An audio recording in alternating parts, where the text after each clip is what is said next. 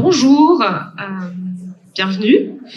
Cet après-midi, on va parler de numérisation, de supply chain. On va s'intéresser à la mise en œuvre des nouvelles technologies dans la supply chain. Je m'appelle Maëlle Skvara, je travaille pour le PASCA, qui est un pôle d'expertise supply chain sur le territoire région Pays de la Loire.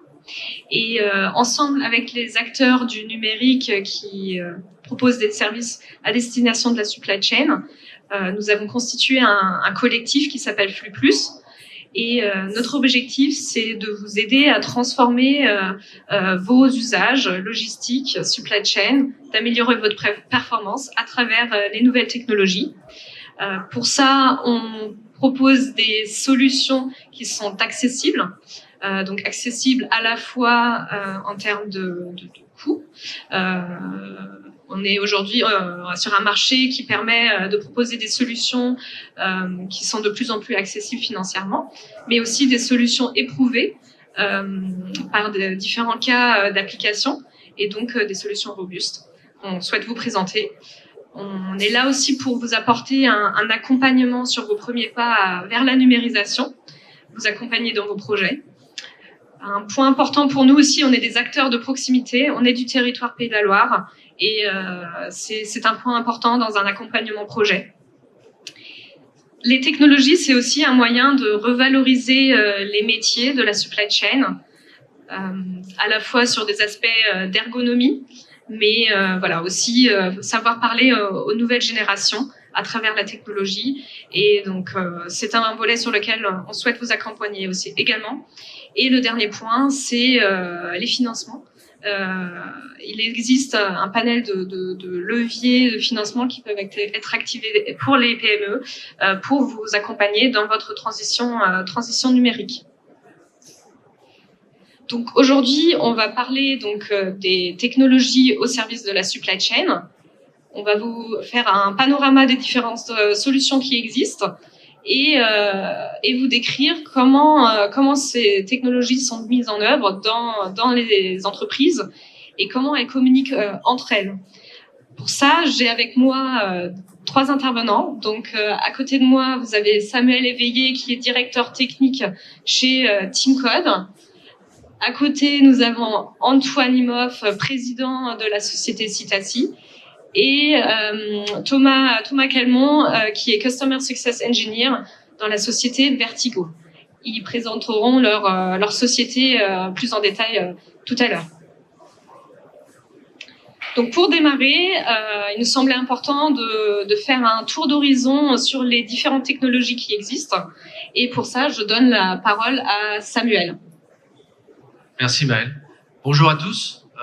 Donc je vais de façon rapide présenter la société Teamcode. Donc Teamcode, on est intégrateur de solutions supply chain dans le domaine de la traçabilité. Je vais revenir sur quelques éléments. Aujourd'hui, le focus qu'on veut faire vraiment, c'est de faire un focus sur les irritants que vous pouvez avoir dans les domaines autour de la traçabilité et des solutions matérielles. Donc c'est vraiment ce sujet-là que je vais essayer d'aborder avec vous à travers les expériences, les retours d'expérience qu'on peut avoir sur le terrain. Donc, je sais que dans la salle, il y a peut-être un niveau de maturité numérique. On évoque souvent un petit peu ça, différent suivant les personnes. C'est-à-dire que vous n'avez pas obligatoirement une expertise, un déploiement de solutions numériques très important. Ça dépend un peu de chaque contexte. Donc là, il y a peut-être des sujets qui vous intéressaient plus ou moins. Vous avez peut-être identifié des éléments qui vous semblent évidents. Et puis, j'essaierai de faire des focus un peu sur des choses qui sont un peu plus innovantes. On va voir un petit peu tout à l'heure.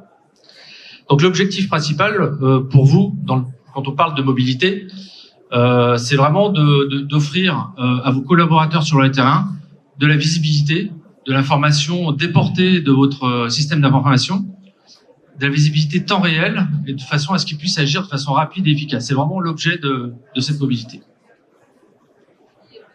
Donc on voit bien qu'il y a un réel enjeu autour des gains de temps et la réduction du temps de trajet des opérateurs. Et comment on peut faire justement pour réduire les temps de trajet inutiles? Donc voilà, à travers ces solutions de mobilité, on va pouvoir s'interconnecter avec votre système d'information. Et ce qui a évolué de façon importante et récente dans le domaine de mobilité, des terminaux, des infrastructures qu'on peut retrouver au sein des entreprises, c'est une standardisation qui s'est mise en place de façon récente et de façon importante, et donc une pénétration beaucoup plus importante de ces solutions de mobilité à travers ce que propose aujourd'hui Android et donc Google à travers Android Entreprise. En fait, Android Entreprise a défini des standards sur lesquels ils ont imposé des certifications à différents niveaux, que ce soit au niveau du matériel, que ce soit au niveau des entreprises. Donc nous, Team Code, on est certifié Android Entreprise pour pouvoir revendre ce type de solution, et on va pouvoir du coup apporter différents modes de fonctionnement sur le terrain pour vous, en fonction des modes que vous souhaitez avoir pour vos collaborateurs. Je vais vous donner quelques exemples. Premier exemple, c'est par exemple l'exemple assez classique qu'on va pouvoir retrouver, c'est qu'on veut pouvoir avoir une configuration avec un usage métier ciblé, avec une application qui démarre instantanément sur le terminal. C'est le mode assez classique où finalement, quand on démarre le terminal, on retrouve l'application métier qui se démarre, éventuellement quelques applications en plus, ce qu'on appelle un mode kiosque. Google a défini un mode pour cela. Ils ont défini un standard pour cela. On peut retrouver aussi dans un parc entreprise un souhait de pouvoir différencier la partie personnelle de la partie métier et d'avoir un terminal qui soit à usage à la fois personnel et à la fois métier. Ils ont défini aussi un mode pour cela. En fait, ils ont défini un certain nombre de modes qui permettent de pouvoir configurer votre solution de mobilité à distance. Et d'ailleurs, je vais faire le lien sur un élément qui est un peu clé, de plus en plus clé maintenant dans ces solutions de mobilité, c'est le fait de pouvoir associer vos terminaux, vos environnements à une solution MDM, ce qu'on appelle MDM, du Mobile Device Management, des acronymes anglais, il y en a beaucoup, pour finalement réaliser le pilotage de votre parc et du coup configurer en fonction du mode que vous souhaitez et pousser ce type d'informations au sein de votre entreprise. Donc je reviendrai un petit peu sur d'autres modes qui sont intéressants aussi, mais c'est cette standardisation qui aide énormément à ce que la mobilité se répartisse et se retrouve à différents endroits dans l'entreprise. Merci Samuel. Un autre sujet que les entreprises doivent travailler, c'est le sujet de l'ergonomie et de la flexibilité. Est-ce que tu peux nous en dire un petit peu plus sur les technologies qui peuvent intervenir sur ces sujets-là? Alors, en fait, tout ça est lié un petit peu. Évidemment, on va retrouver la nécessité d'avoir un certain type d'ergonomie au sein de l'entreprise. On veut, combien de fois on s'est pas retrouvé, en fait, un collaborateur s'est retrouvé à rechercher un terminal qu'il a déposé sur une étagère, à recharger un appareil dans l'entreprise. Pourquoi? Parce que finalement, cet appareil, il n'est pas adapté à votre usage. C'est ce qu'on voit apparaître de plus en plus, des solutions avec une ergonomie un petit peu différente, qui vous donne la possibilité d'avoir à la fois la mobilité et des informations déportées sur votre terminal, des informations métiers déportées sur votre terminal. Bon, il y a quelques illustrations ici de ce qu'on peut imaginer. J'ai apporté quelques exemples aussi concrets. Mais l'idée, c'est vraiment, ce qu'on voit arriver de plus en plus, c'est ces solutions, ce qu'on appelle wearable, donc des solutions qui s'intègrent dans le vêtement, ou enfin, en tout cas, sur les bras du collaborateur, au niveau avec des bagues laser, avec des services qui vont permettre d'avoir la totale flexibilité sur l'usage. Ce qu'on voit arriver récemment, c'est ce qu'on a pu voir aussi dans le domaine grand public, ce sont des montres. Et là, on va retrouver des fonctionnalités supplémentaires sur ces montres, des informations déportées. Encore une fois, associées à un contexte Android entreprise qui va permettre de pouvoir configurer et de paramétrer dans un contexte choisi par l'entreprise.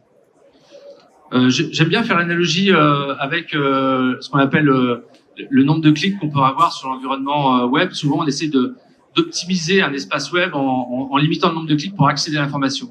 De la même façon, dans une entreprise, ce qu'on veut faire, c'est limiter le nombre de manipulations que la personne va avoir pour pouvoir utiliser son appareil de traçabilité. De la même façon, c'est ça qu'on essaye de réaliser à travers ces ergonomies pour limiter les manipulations et optimiser l'usage uniquement métier, en fait.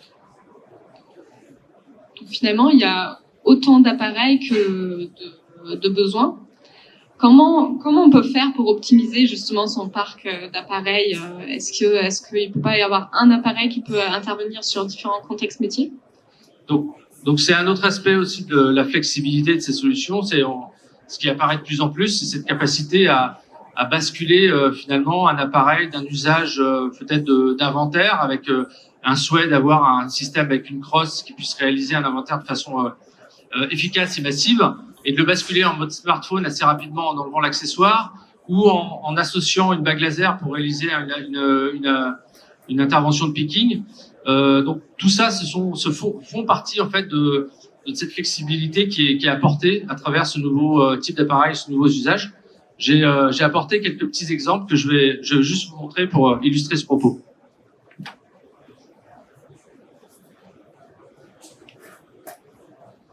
Donc là, on retrouve typiquement un terminal en mode smartphone sur lequel on va pouvoir directement plugger une crosse pour réaliser une fonction d'inventaire.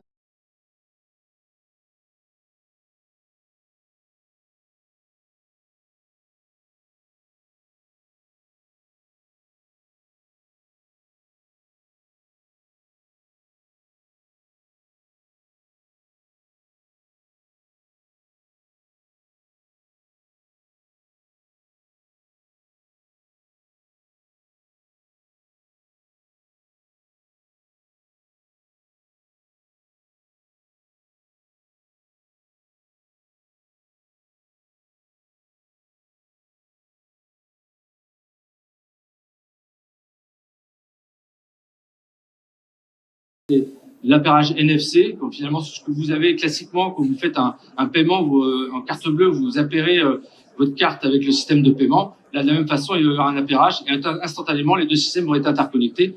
L'idée étant toujours de simplifier au maximum l'ergonomie et la complexité d'interconnexion de ces systèmes et l'adaptabilité en fonction du contexte que vous souhaitez mettre en œuvre. Merci. Donc, une fois qu'on a choisi sa solution, la question se pose comment la faire fonctionner dans son propre système d'information, comment le connecter avec son système d'information. Est-ce que tu peux nous parler de la connexion des outils? Alors classiquement, on va retrouver évidemment une interconnexion à travers des réseaux Wi-Fi. Ça, vous connaissez bien. Après, les irritants qu'on peut évoquer dans ce domaine et les éléments qu'on peut retrouver dans le contexte métier, finalement, on a souvent des retours sur des problèmes de couverture Wi-Fi, sur finalement mon Wi-Fi fonctionne bien, sauf dans cette zone où j'ai eu des problèmes d'interconnectivité, de connectivité à cet endroit dans mon entreprise.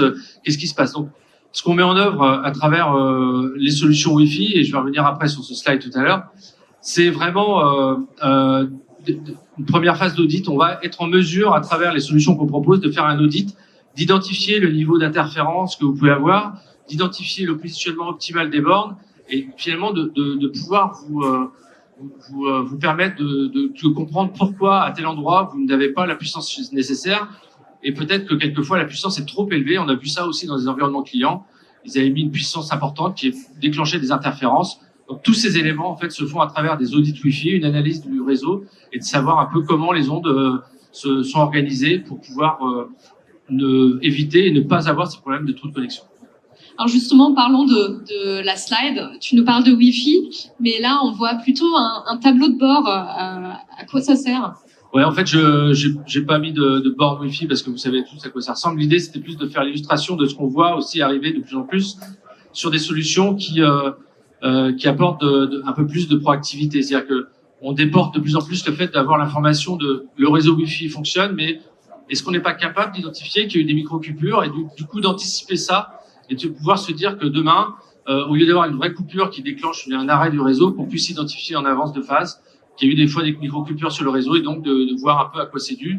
Même si on ne l'a pas identifié réellement sur le terrain, on va pouvoir, à travers ces outils, remonter ces informations et avoir une visibilité. Alors, je parle de micro-coupures, mais ça peut être plein d'autres éléments qui sont associés à l'usage des applicatifs sur le réseau, le fait qu'une borne ou pas soit finalement active ou pas dans un environnement donné. Et le réseau Wi-Fi, il peut servir pour d'autres services? Donc oui, c'est ce qu'on voit de plus en plus aussi, c'est que finalement, le réseau Wi-Fi intègre de plus en plus d'autres technologies. Donc on voit arriver par exemple ce qu'on appelle le Bluetooth, vous connaissez le BLE, qui est intégré de plus en plus dans les bornes et donc qui offre d'autres services. Et donc à travers aussi ces solutions tableau de bord et donc ces solutions cloud, on va pouvoir faire des notions de géolocalisation à travers des beacons Bluetooth. Donc on apporte d'autres services à travers une infrastructure déjà existante. Et donc ça, c'est l'intérêt aussi finalement d'utiliser et d'optimiser ces infrastructures qui sont déjà installées ou qui nécessitent peut-être quelques adaptations pour changer les bornes.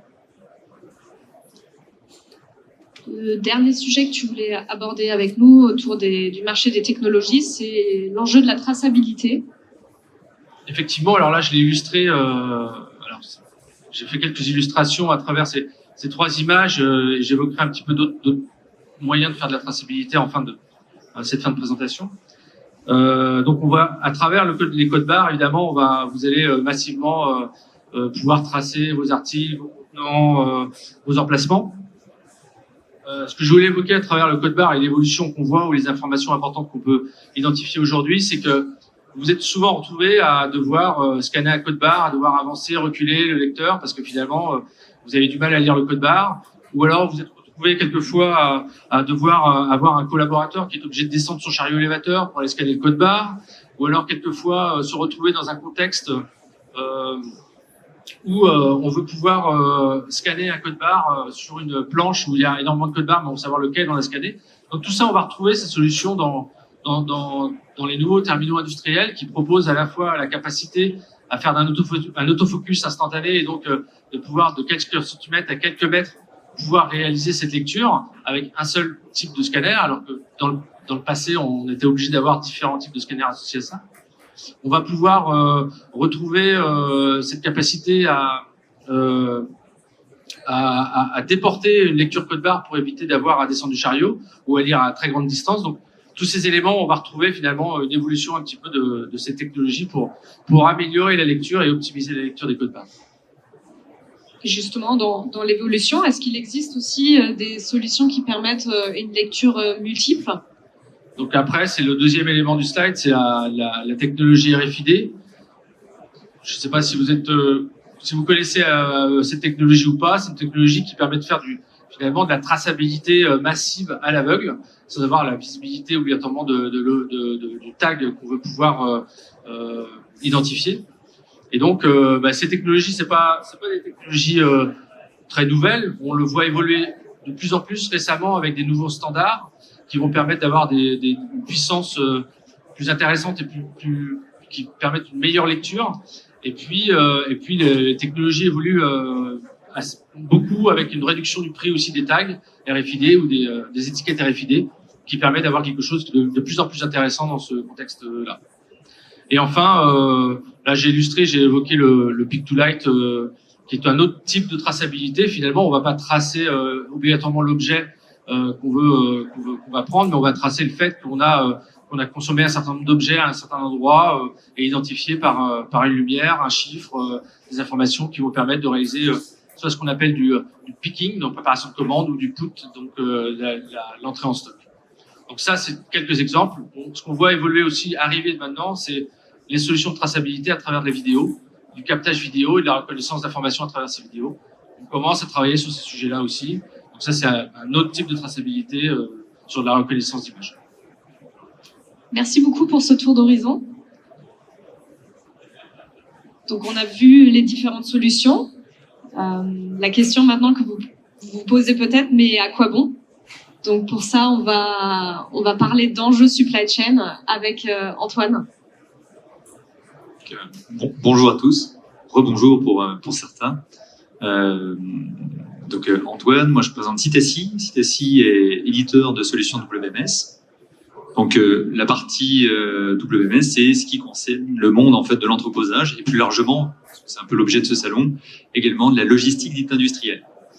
Donc l'entrepôt, notre métier chez Citasi, c'est à partir du moment où ça rentre, la marchandise rentre dans l'entrepôt, l'usine, jusqu'à ce qu'elle en sorte. Voilà. Pour cette conf, on va un petit peu centrer les enjeux sur trois grands thèmes. Les flux d'entrée,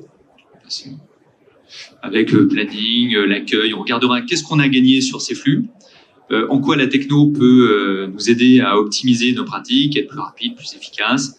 On ira ensuite sur les flux internes, et on va un petit peu s'attarder parce qu'il y a la dimension de production, et on regardera entre autres en quoi la techno va pouvoir également accompagner soit des livraisons sur ligne, ou des suites de production, ou des actes de préparation. Et enfin, on terminera sur les flux de sortie, de manière très basique, avec l'acte de prélèvement, la préparation, le colisage, jusqu'à l'expédition. Alors, si on rentre rapidement, en tout cas, sur les flux d'entrée, je vais essayer de faire écho avec quelques cas clients qui permettront d'illustrer ce qu'ils ont tiré en termes d'enjeux de la mise en place de solutions techno dans les flux. Si on est sur la partie amont, au flux d'entrée, en fait, on va commencer à partir du planning de réception, et donc on va bâtir ce planning dans l'optique d'optimiser les charges, d'optimiser les flux. Lorsqu'on fait ça, l'enjeu en tout cas principal, c'est de prévoir quand est-ce qu'ils vont arriver et d'avoir une incidence sur les charges.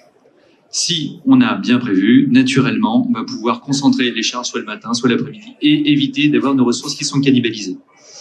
Donc, ce petit effet qui parfois prend un petit peu de temps, c'est vrai, administratif.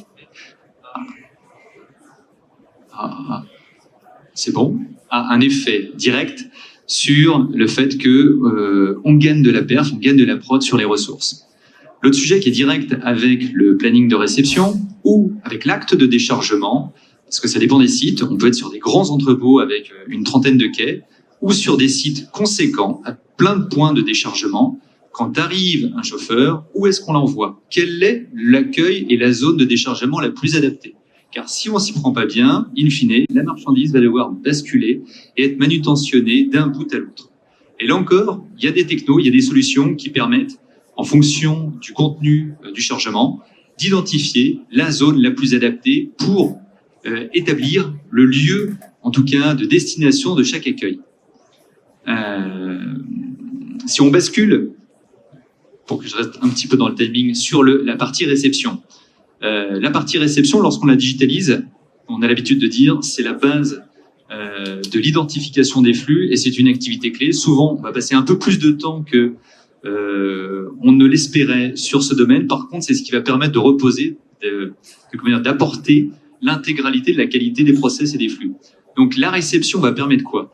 Une bonne réception, naturellement, c'est identifier correctement le produit avec les numéros de série, etc. Mais c'est aussi se saisir de tout un ensemble de données techniques qui vont permettre d'être meilleurs derrière. Alors, ces données techniques, c'est quoi? Basiquement, c'est des éléments de dimension, de poids, qui vont permettre, on le verra tout à l'heure, de faire des mécaniques de précolisage, mais des mécaniques également d'optimisation du rangement, de la préparation, du réappro. Et si, en réception, on n'a pas fait ça, on est foutu derrière pour pouvoir optimiser et utiliser cette data qui, malheureusement, n'est pas toujours donnée par les fournisseurs des produits que vous recevez. L'autre sujet dans la réception, c'est, et ça on le voit régulièrement dans l'industrie, en réception, on en profite pour identifier et contrôler, qualifier les produits. Donc là, le service qualité intervient avec, pour certains produits, le fait de faire un échantillonnage, le fait de contrôler, de mettre de côté les produits, etc. Inscrire l'ensemble de ces opérations dans le flux logistique de réception pour pouvoir isoler dans le flux par les opérateurs de réception la marchandise, la mettre de côté, réaliser la gamme opératoire de contrôle en même temps qu'on va compter les pièces et identifier et éventuellement les avaries dans le direct de la réception va permettre également d'accélérer votre process de réception. Et ça, c'est pas nécessairement de la science-fiction, ça se fait déjà dans plein de structures. Enfin, dans l'acte de réception, on a naturellement, et ça on le verra, la dimension en fait supply et optimisation. J'ai une réception que je suis en train de faire, je suis sur un produit dit stratégique, urgent. Alors si je suis pas en log industriel, on pourrait penser au cross-docking.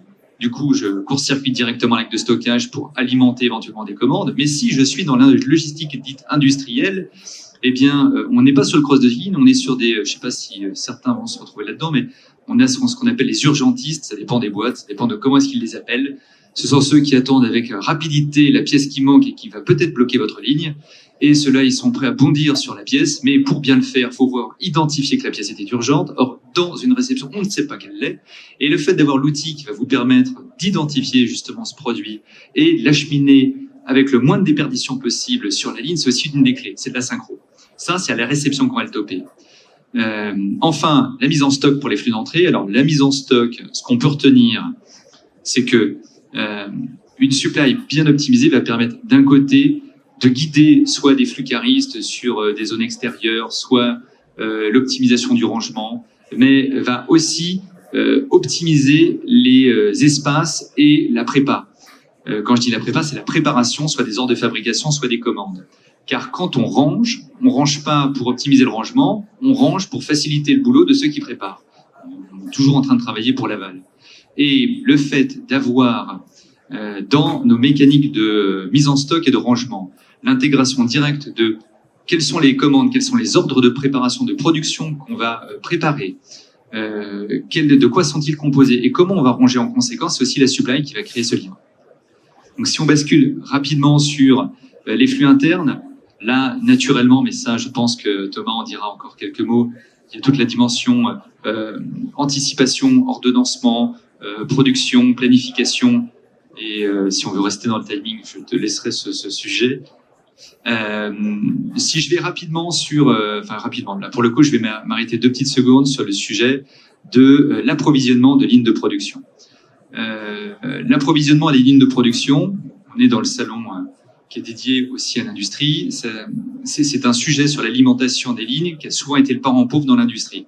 On a investi dans les machines, on a investi dans beaucoup d'automatismes, je ne dirais pas le contraire, mais malheureusement, dans l'alimentation des lignes, dans le fait de dire est-ce que la marchandise va arriver au bon endroit, au bon moment, et ben là souvent, on n'a pas investi. On met ça de manière très manuelle sur l'opérationnel, sur des opérateurs, des acteurs qui vont faire de leur mieux avec un téléphone pour s'y prendre. Dans l'alimentation des lignes de production, il y a des vrais sujets, parmi lesquels la techno peut aider. On va retrouver naturellement des Kanban qu'on peut digitaliser. Donc c'est tout simplement les espèces de petits trains bord de ligne qui viennent récupérer les bacs et les déposer en fait sur les postes de manière à réalimenter des consommables de 2e rang. Ça se digitalise, c'est pas nécessairement des cartes, ça peut tout à fait se faire. Et si on les digitalise, on peut aussi mettre de la techno. Donc on n'est pas obligé d'avoir un petit train qui passe et qui identifie qu'il y a des bacs qui sont en train d'attendre pour pouvoir les récupérer.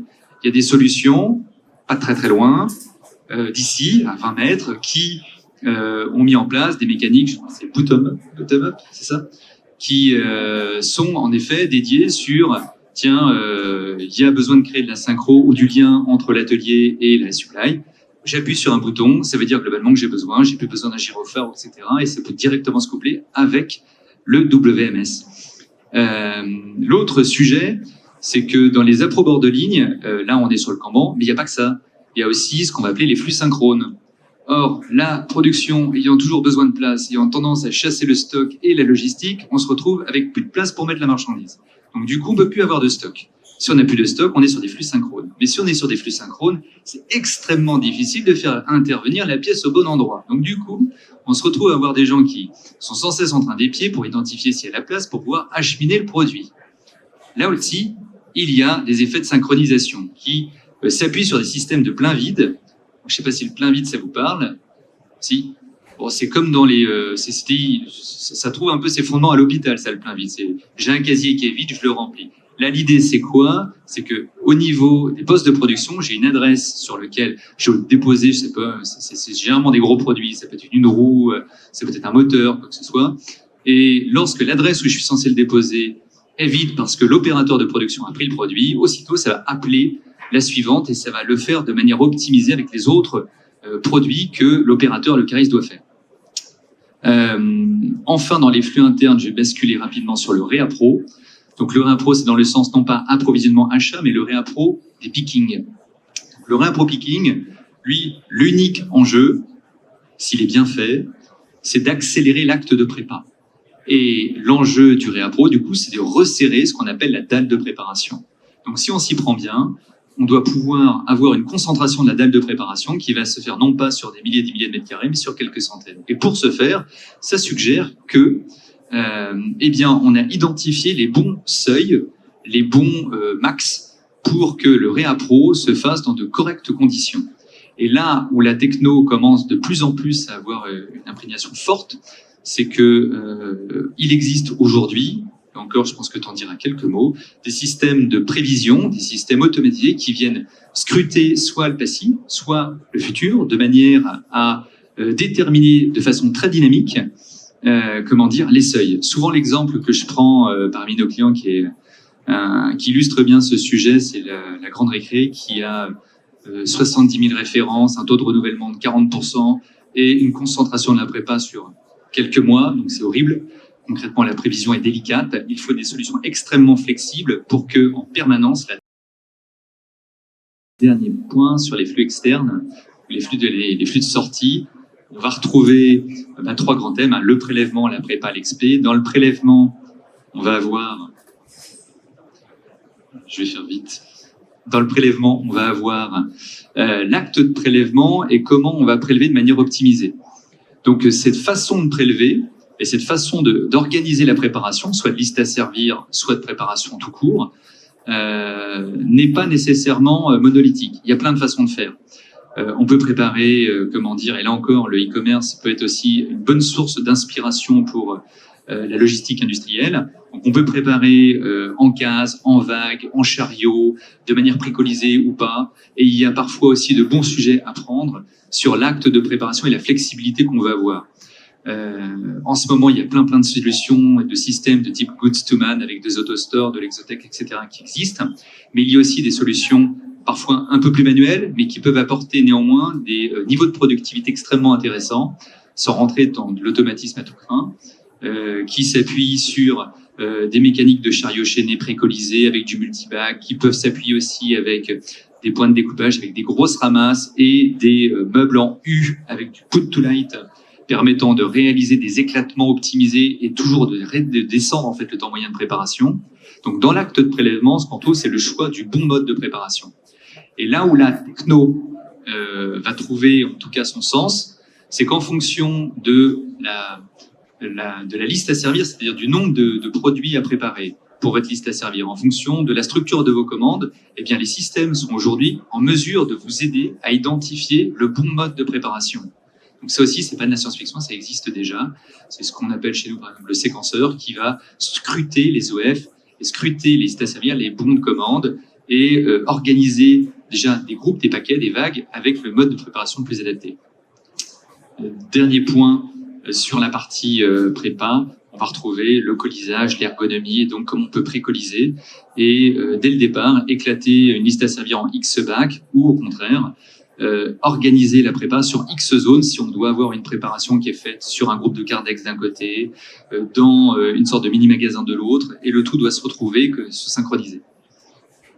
Enfin, la partie expédition avec la gestion du transport, la traçage. Voilà. Ceci pour... Merci Antoine. Donc on voit bien que les enjeux sont multiples pour les entreprises. On en déduit qu'il existe différentes solutions qui peuvent intervenir sur la supply chain. Est-ce que tu peux nous en dire justement un petit peu plus sur ces solutions? Quels sont leurs périmètres? Alors, c'est vrai que c'est celui-ci. Dans les grandes lignes, si on fait un petit peu ce que j'entendais ce matin dans l'industrie 4.0, si on repart un petit peu de la genèse, pour bien comprendre en fait ce schéma, on va se centrer un peu sur l'ERP au début. Dans les vagues d'informatisation, on a un système de gestion qui est l'ERP, qui faisait le cœur de ce qu'on peut attendre de tout système de gestion, les ventes, les achats, un petit peu de production. Puis progressivement, on est venu y greffer toute une dimension production. Là où vous voyez MES, mais il n'y a pas que ça. Et en effet, si on veut se spécialiser, ce système de gestion, à un moment, trouvait parfois ses limites et s'appuyait sur des outils de gestion permettant de gérer une mécanique de ressources, de charges, de CAPA. En allant plus loin, naturellement, en s'informatisant, on est venu y mettre une couche d'opérationnel avec la couche logistique, parce que c'est pas tout d'avoir géré de la prod, il faut aussi faire acheminer la marchandise vers ces lignes ou au contraire expédier ou réceptionner. Donc il y a une logique d'exécution. Et enfin, quand on fait cela, et ça c'est de plus en plus en effet le vent en poupe, on vient s'appuyer sur des systèmes automatisés, des convoyeurs automatisés, des systèmes, je le disais, de goods to man, de stockers ou de transstockers, des AGV pour digitaliser le sujet. Et à partir de là, ces systèmes pilotés par d'autres de type WSCS. Donc ceci pour dire globalement que l'outil, le système de gestion qu'est l'ERP, se met en fait en communication, en interconnexion avec des systèmes de production, GP ou MES, si on est sur des suivis de ligne ou des suivis de poste. Et ce système de gestion qui est l'ERP se met aussi en interconnexion avec des WMS, des TMS. Il n'y a pas de système qui, et c'est d'ailleurs de plus en plus le cas, qui fonctionne et qui réalise l'intégralité de la chaîne. L'intérêt d'un schéma comme celui que vous avez dans le nez, c'est de voir que progressivement, alors qu'on partait dans les années 80 d'un gros système monolithique avec un ERP, eh bien le système est venu se complexifier et sur l'ensemble des points qui étaient non couverts, on est venu trouver des espaces où des acteurs sont venus, en tout cas, prendre des positions clés. Là, les tendances qu'on voit, entre autres, c'est que plus ça va, plus les espaces sont fins et plus le niveau d'expertise est fort. Avec des acteurs qui se positionnent. Si on est sur les MES, il y a plusieurs types de MES. Il y a des croisements qui se font entre MES d'ailleurs et gestion de maintenance, parce que c'est des vrais sujets sur comment, sur ligne, en même temps que je déclare un problème, je veux aussi contrôler ou suivre comment je peux réaliser mes opérations de maintenance. On va avoir des liens entre ERP et APS, et tu reviendras dessus. Et on va avoir des liens entre, naturellement, logistique, donc WMS et WCS, avec le pilotage de ces infrastructures automatisées. Merci Antoine. Donc on voit bien qu'il y a un vrai enjeu pour que toutes ces solutions communiquent entre elles. Donc on a vu la partie théorique. Maintenant on souhaite vous présenter 2 cas concrets d'interconnexion entre solutions. On va démarrer par Thomas qui va nous parler donc des solutions Vertigo de prévision de vente et de supply chain planning et comment elles interagissent avec des solutions de pilotage type ERP ou MES par exemple.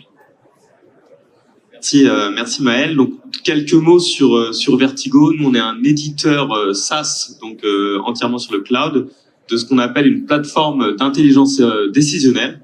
Donc l'objectif c'est de réussir à accompagner les entreprises dans leur prise de décision autour de beaucoup de sujets. Et qui dit prendre des bonnes décisions dit avoir les bonnes informations pour pouvoir avoir un scope global de ce qui peut venir impacter justement ces décisions. Et ces informations, on les a grâce à la récolte des données, notamment grâce aux outils dont parlait Samuel plus tôt. Et une fois qu'on a ces données, encore faut-il réussir à les valoriser, à en faire quelque chose.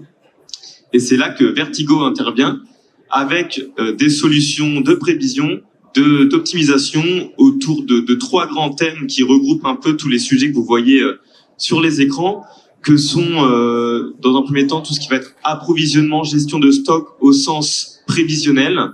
Comment je fais pour éviter d'être en rupture? Comment je fais pour éviter d'avoir du stock qui me coûte de l'argent et qui n'a pas d'utilité?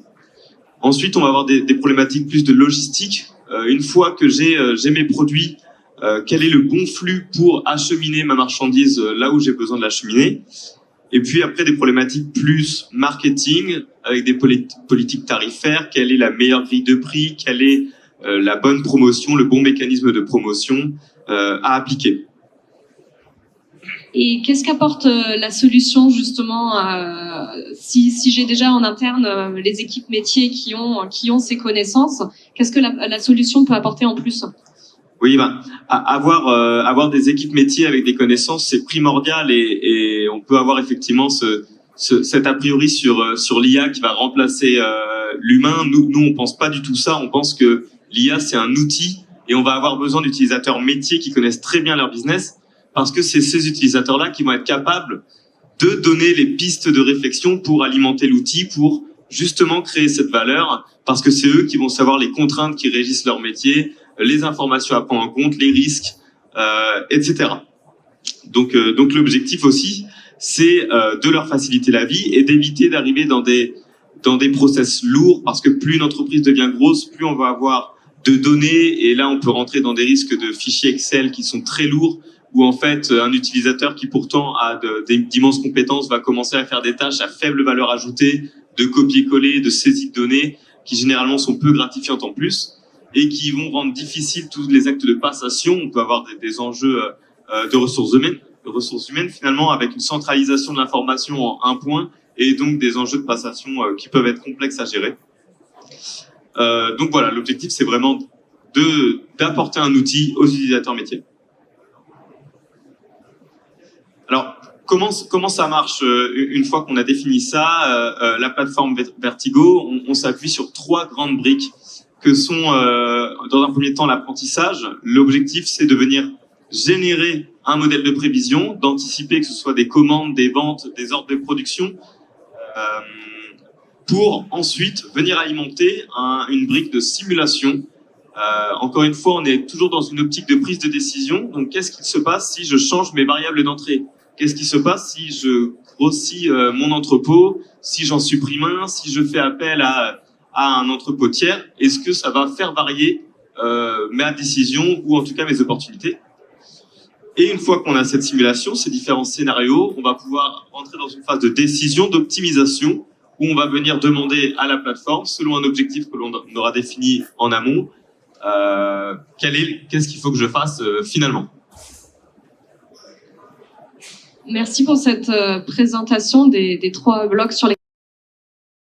Et si j'ai un besoin spécifique qui ne regroupe pas les 3 blocs, est-ce qu'il faut forcément qu'on travaille sur les 3 blocs en même temps?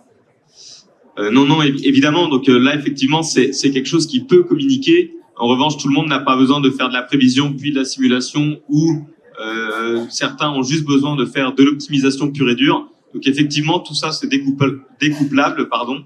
Et le but, c'est vraiment d'offrir une solution qui permette à chaque équipe de venir modéliser ses problèmes à eux. Pour ça, on utilise des données d'entreprise, des données justement métiers. C'est là que l'expert métier intervient. Nous abondons, nous, avec nos propres données, que ce soit des données externes comme la météo pour les business météo sensibles, comme le trafic aérien, le trafic routier, si c'est une variable qui est à prendre en compte. Et le but ensuite, et on revient sur cette notion d'interconnexion, c'est de venir alimenter les équipes avec ces données-là, que ce soit la trésorerie, la supply, les achats, le marketing, et d'aller approvisionner les ERP, les WMS, les MES, etc. Alors justement, parlons d'interconnexion. Comment tout ça est en lien avec le pilotage logistique ou le pilotage industriel? Voilà, effectivement, dans l'industrie, qu'est-ce qu'on est capable de le faire? Le but, c'est vraiment d'intervenir sur tous les aspects de la chaîne logistique, de la supply chain, que ce soit donc dans cet onglet apprentissage, dans la planification. L'objectif, c'est qu'on va venir prévoir les commandes, on va essayer d'avoir une anticipation fiable, qui va nous permettre ensuite de prendre d'autres décisions. Je connais mon nombre de commandes, je sais où elles doivent aller. Donc maintenant, qu'est-ce que j'en fais? Est-ce que je les stocke? Où est-ce que je les stocke? Est-ce que je les livre directement? Donc on va pouvoir optimiser ça selon certains objectifs. Est-ce que j'ai envie de minimiser mes délais de livraison pour la satisfaction client? Est-ce que j'ai envie de minimiser mes coûts, etc.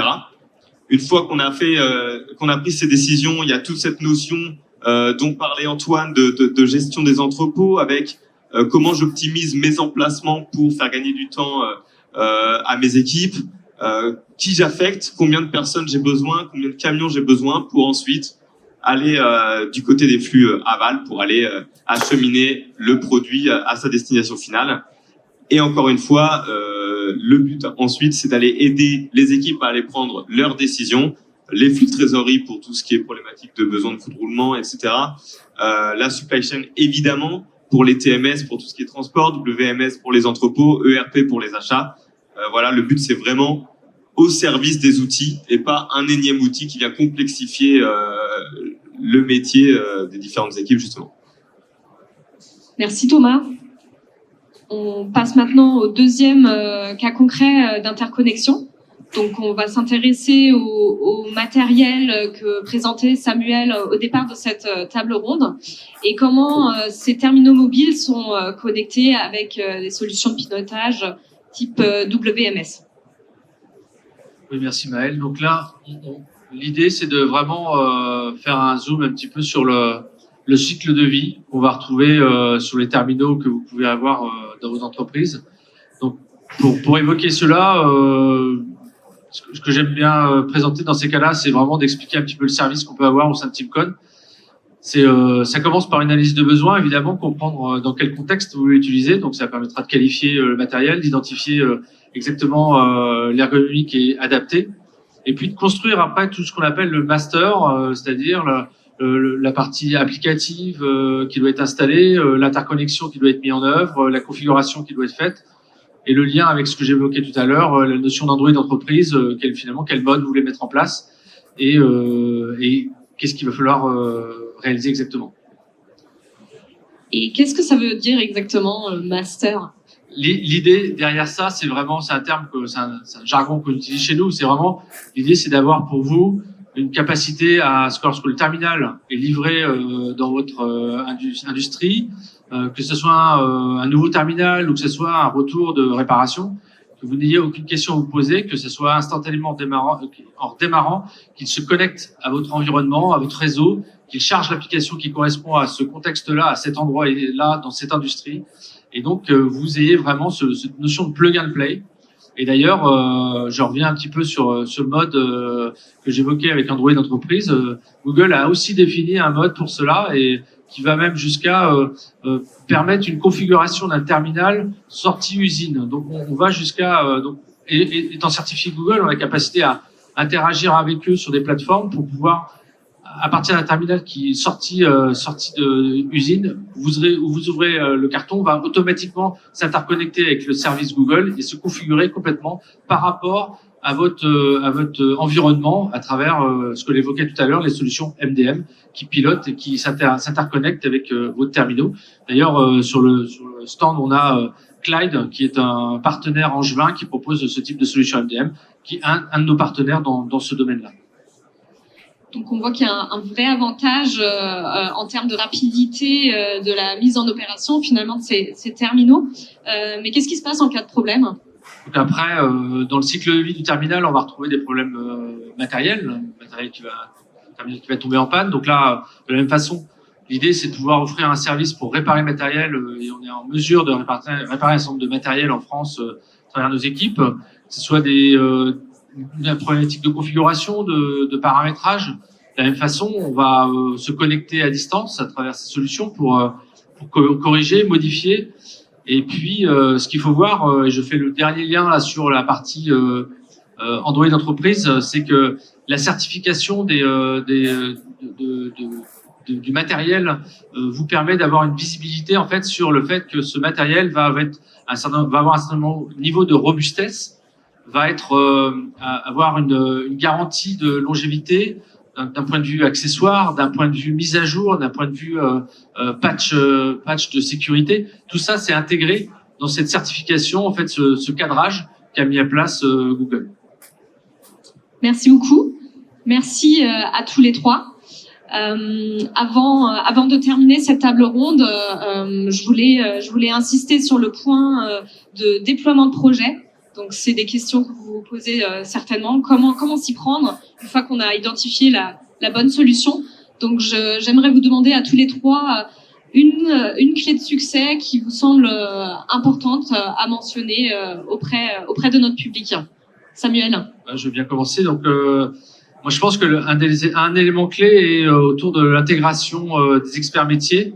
On identifie très tôt que l'identification fine du besoin est clé dans finalement le déroulement du projet. Antoine, pour toi, le point le plus important dans un déploiement de projet? Alors moi, je serais plutôt sur la partie le rythme imposé et puis projet court. Après, projet court, si je fais écho un peu avec les projets qu'on menait, nous, il y a environ 7-8 ans, on était sur des projets de mise en place de solutions WMS qui s'inscrivaient sur des durées de 9, 12 mois, 1 an et demi. Aujourd'hui, on est sur des solutions matures avec des couvertures fonctionnelles extrêmement larges. On est sur des plateformes qui sont extrêmement flexibles. Et ce qu'on a tendance aujourd'hui à pousser, c'est un peu, et ça n'a rien de critique, mais un peu s'écarter parfois du cycle en V classique pour aller sur des mécaniques de mise en place de la plateforme et de digitaliser un existant. Quand je dis digitaliser, on met en place en fait la solution pour faire ni plus ni moins que ce que font les équipes aujourd'hui.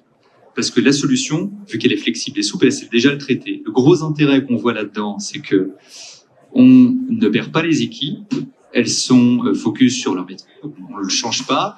Par contre, on a changé déjà un petit peu l'outil qu'elles utilisaient, la mise en place, et surtout la plateforme, elle est là. Et vu qu'elle est flexible, et vu qu'elle ne fait pas que ça, après, on peut déployer une mécanique de petits pas rapides pour atteindre, in fine, parce que la cible, elle est pour autant la même, cette mécanique de, oui, c'est la cible, elle n'a pas changé. Par contre, je vais d'abord mettre en place la plateforme et ensuite ces petits pas qui vont m'amener, en fait, avec du coup une équipe qui a le pragmatisme et également la maturité, puis également la clairvoyance de voir exactement ce que fait l'outil, eh bien, pour avoir des exigences sur les petits pas, mais une exigence, fine. On n'est pas en train de faire une usine à gaz sur un objectif qu'on va peut-être pas atteindre. Et Dieu sait que par le passé, on pouvait vivre en fait des projets où on avait tentation de faire un cible extrêmement ambitieux, et puis lorsqu'on tourne la clé, eh bien on se rend compte qu'il n'est pas exactement réalisable comme tel, car il y a une myriade de petits éléments qui font qu'on l'utilise pas. Alors qu'avec ces petits pas, eh ben on est sur le terrain et on a du coup quelque chose qui est mesuré, qui est pertinent et qui donne aussi des résultats. Le dernier petit point avec le rythme imposé, là je vois qui est surligné, ou du moins qui est en gras, c'est qu'avec un projet court, on ne perd pas les équipes et on ne les épuise pas. Et on parle aussi d'avoir des équipes motivées, etc. Le fait d'avoir un projet court, eh ben j'ai un début, j'ai une fin, et j'ai des équipes qui sont dedans, qui ont, comment dire, c'est la fin. Bon, bref, vous m'avez compris. Thomas, pour toi. Oui, pour finir, effectivement, donc je rejoins évidemment les points qui ont été abordés et tous les points qui sont affichés sur l'écran. Moi, si je devais en prendre un en particulier, forcément, ça va être toute la partie données qui va être particulièrement importante. L'identification, évidemment, de toutes les données qui vont avoir de l'intérêt dans le projet, dans la solution. La collecte, c'est parfois une tâche qui peut sembler ardue, et en fait, c'est là que ça va être important de mettre des process de structuration à valoriser cette donnée qui existe déjà, mais qui n'est pas exploitée, et pour bien cadrer, pour bien avoir une vision globale de tout ce qui peut être intéressant et créer de la valeur dans un projet. Merci beaucoup à vous trois. Merci. On espère qu'on a pu vous apporter un éclairage sur les différentes solutions qui existent, quel apport elles ont pour votre supply chain et leur périmètre. Nous sommes à votre disposition pour toute question, bien évidemment.